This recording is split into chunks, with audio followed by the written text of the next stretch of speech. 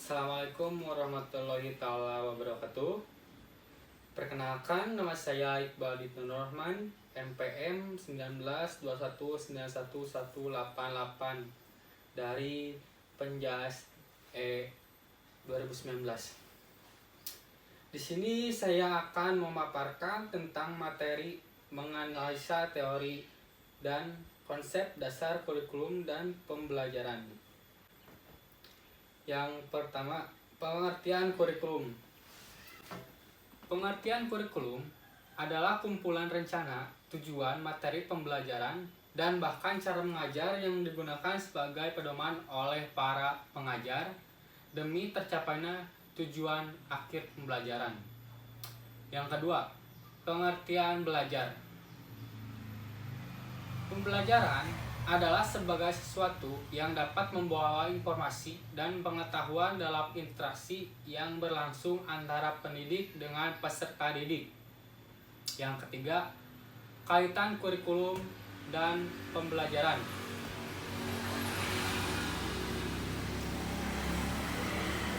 Kurikulum dan pembelajaran merupakan dua hal yang tidak terpisahkan, meski berbeda pada posisi yang berbeda.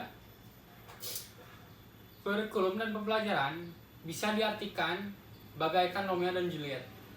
Jika kita berbicara mengenai Romeo, maka kita akan berbicara masalah Juliet.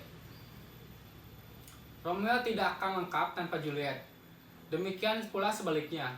Artinya, pembelajaran tanpa kurikulum sebagai rencana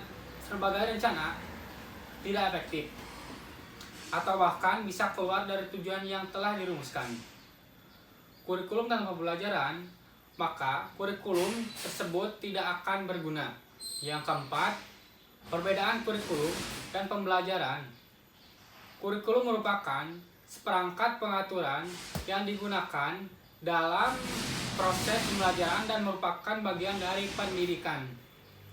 Pembelajaran merupakan inti dari suatu kegiatan pendidikan di mana pembelajaran ini dilakukan proses-proses pendidikan dari pendidik kepada yang dididik.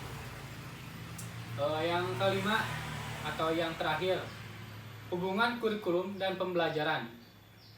Ada dua macam kurikulum dan pembelajaran, diantaranya yang pertama kurikulum sebagai hubungan pelajaran, yang kedua kurikulum sebagai pengalaman.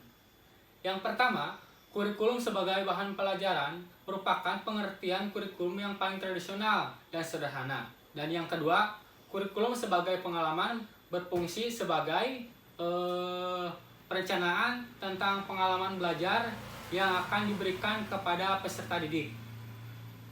Sekian dari saya. Mohon maaf apabila ada kesalahan. Wassalamualaikum warahmatullahi wabarakatuh.